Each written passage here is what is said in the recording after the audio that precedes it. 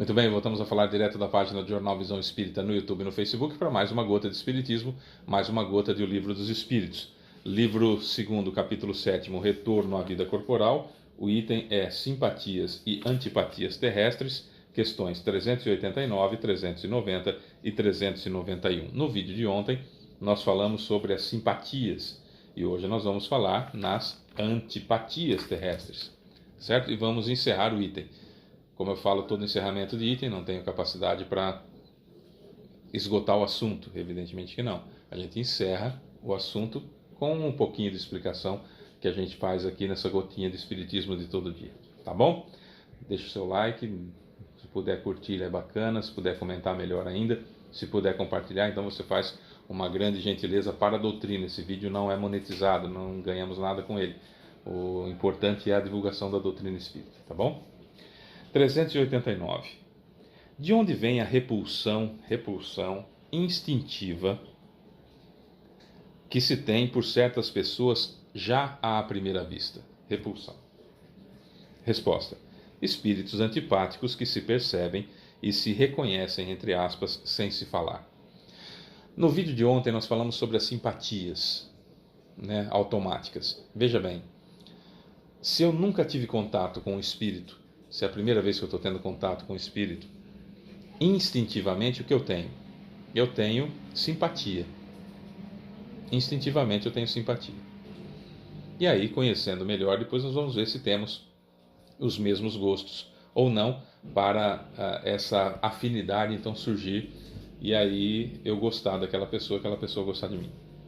Certo? Se eu já conheço a pessoa e já gosto dela, tenho um sentimento bom por ela, ao me reencontrar, embora não reconheça, esse aqui é o fulano ou a fulana que eu já conheci em outra vida, eu sinto algo bom por aquela pessoa e ela por mim. Enfim, a gente aumenta ainda mais essa amizade e gera uma linda amizade nessa encarnação. E essa amizade pode ser de seres da mesma família ou não. Às vezes até dentro da família não tem afinidade com ninguém, mas às vezes tem a sorte de nascer em meio a amigos. Isso é muito importante também. Mas o lance é da afinidade. Aqui a pergunta é o contrário. De onde vem a repulsão instintiva? Isso dentro da família acontece, isso no ambiente de trabalho acontece, isso no ambiente público acontece, isso dentro de casa depois do casamento acontece. Por quê? A resposta é espíritos antipáticos que se percebem e se, aspas, reconhecem sem se falar. Nós geramos energia o tempo todo. É que a gente está encarnado, então nós não percebemos isso. Mas nós geramos energia o tempo todo. E mesmo que eu não reconheça aquela outra pessoa, a energia dela me incomoda e a minha energia incomoda ela.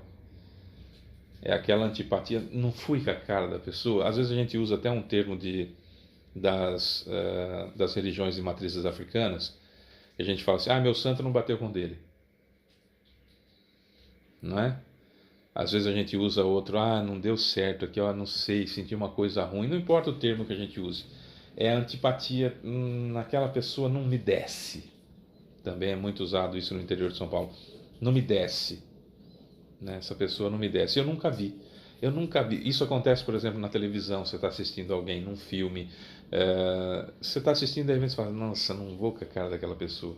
Num filme é mais difícil, o ator é bom, ele é o personagem, a gente não vê o ator, a gente vê o personagem. Na novela também. Mas numa entrevista, numa conversa mais informal que a gente vê, a gente fala, não vou com a cara dessa pessoa. Se nós, como eu disse no vídeo anterior, se nós nunca vimos aquele espírito, o primeiro impulso é de simpatia, uma certa simpatia. No mínimo não me incomoda aquela pessoa, se eu nunca tive contato com aquele espírito antes. Agora, se eu tenho antipatia, já tive contato com aquela pessoa antes, fatalmente, já tive contato com aquela pessoa. 390. A antipatia instintiva é sempre um sinal de má índole? Resposta: dois espíritos não são necessariamente maus por não serem simpáticos. A antipatia pode nascer de uma falta de semelhança no modo de pensar, mas, à medida que se elevam, as divergências se apagam e a antipatia desaparece. Isso aqui é extremamente importante. A antipatia só vai desaparecer quando um dos dois evoluírem e aí não retornar mais a matéria mental ruim que um manda para o outro. Você e eu temos um problema e nós emitimos energia ruim um para o outro, a gente não se dá de jeito nenhum, não se bica, a gente nem tem muito contato, mas a gente já não se gostava de outra vida, então não vou com a sua cara, você não vai com a minha. Toda vez que a gente se encontra por uma necessidade qualquer que a gente se encontra, eu mando coisa ruim para você e você manda coisa ruim para mim, a gente não se aproxima. Se a gente é obrigado a conviver, como no ambiente de trabalho, por exemplo, eu posso fazer por você todos os dias, antes de sair de casa, fazer uma oração, para que chegue até você as energias positivas que eu mando, e quando eu me encontrar com você, o que vai sair de você vai ser a minha própria energia boa que vai voltar para mim. Então, independentemente do que você pense de mim ou não, o que vai voltar para mim é a energia que eu mandei para você, nesse caso, a energia boa da oração que eu te fiz. Vai voltar essa energia para mim, e voltando essa energia para mim, eu vou então diminuindo aos pouquinhos a antipatia que tenho por você até que ela suma totalmente e de repente, quando eu já não estou mais armado contra você, de repente ver as suas qualidades e você, pelo fato de perceber que eu não estou mais armado contra você, de repente também nós acabamos conhecendo as qualidades um do outro e daquela antipatia pode gerar uma amizade.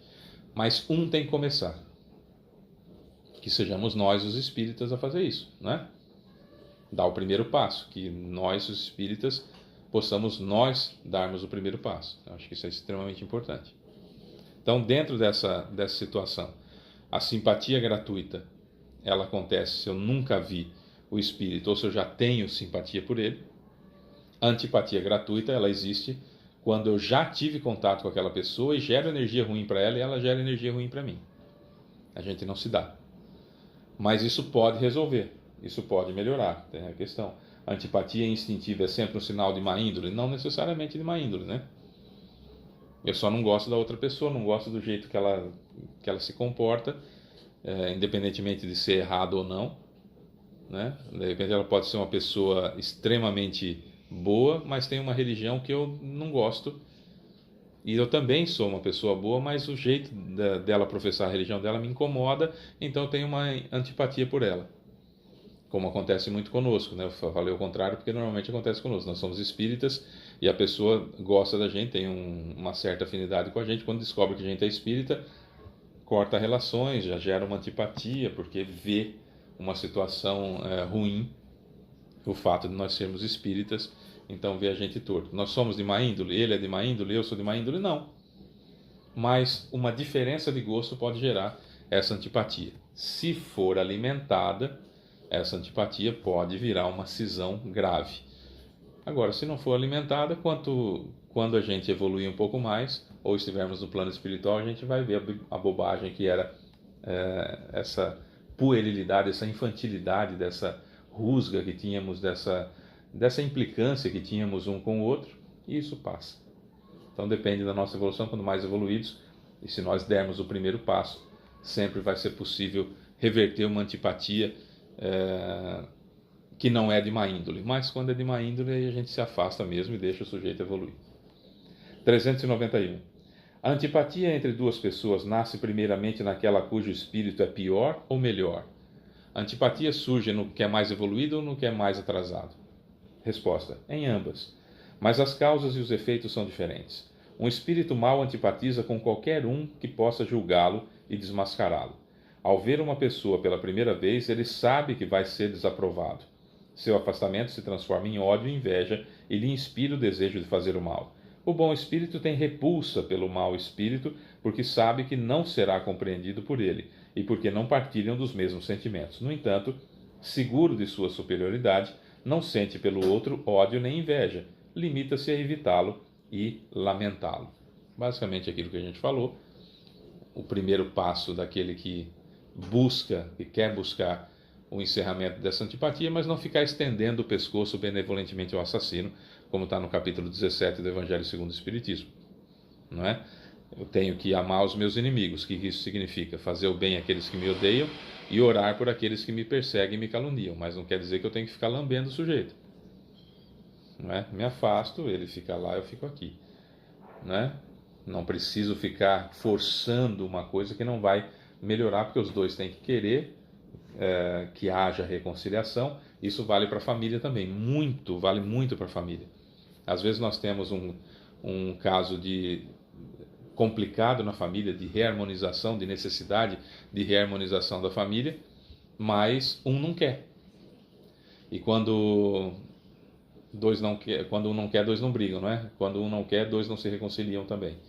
Então, aquele que for mais evoluído, lamenta por aquele que não é, ora por ele ou por ela todos os dias, mas não precisa ficar estendendo benevolentemente o pescoço a todo momento, lambendo a pessoa a todo momento, para criar uma dificuldade ainda maior e perpetuando essa antipatia, porque aí aquilo que me incomoda na outra pessoa vai se potencializando cada vez mais, aquilo que eu incomodo a outra pessoa vai se potencializando cada vez mais, pode virar ódio, enfim. O negócio é a gente orar pela pessoa, fazer o bem pela pessoa, e se não for possível o convívio, que a gente se veja de vez em quando, mas orando sempre, orando todo dia, fazendo a nossa parte. Não é fácil, mas é o que deve ser feito. Amar os inimigos não é uma coisa complicada de fazer. É simples de fazer, porque eu só tenho que fazer o bem para aquele que me odeia e orar por aquele que me persegue e me calunia. Só isso que eu tenho que fazer.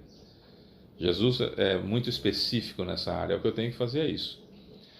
Quando a gente fala de perdão, a gente tem por noção que perdão é esquecer. Não é bem assim. É um pouco mais simples do que a gente pode imaginar. O perdão, ele começa quando eu não revido. O não revidar, não me vingar, já é o começo de um perdão, que aos pouquinhos vai ganhando corpo, até que ele se torna realmente algo que o que a outra pessoa fez foi irrelevante e a gente segue a nossa vida.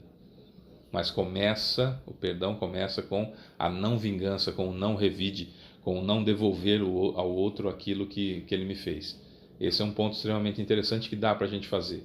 Amar os inimigos, eu tenho que fazer o bem e orar por ele. É isso que eu tenho que fazer.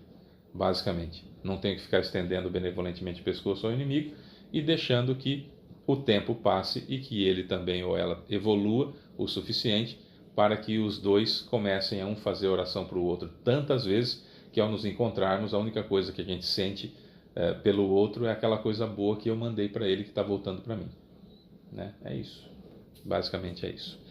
Bom, eu sou Fábio Pereira, essa é mais uma Gota de Espiritismo. Amanhã a gente volta com o esquecimento do passado, que é também muito útil, é uma das perguntas mais feitas para nós no Espiritismo, e principalmente pelas pessoas que querem desacreditar o Espiritismo, que querem lutar contra o fato comprovado cientificamente que é a reencarnação, com essa tolice dessa pergunta. Por que eu não me lembro da vida passada?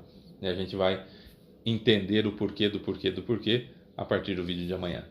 Beijo pra você que fica, tchau.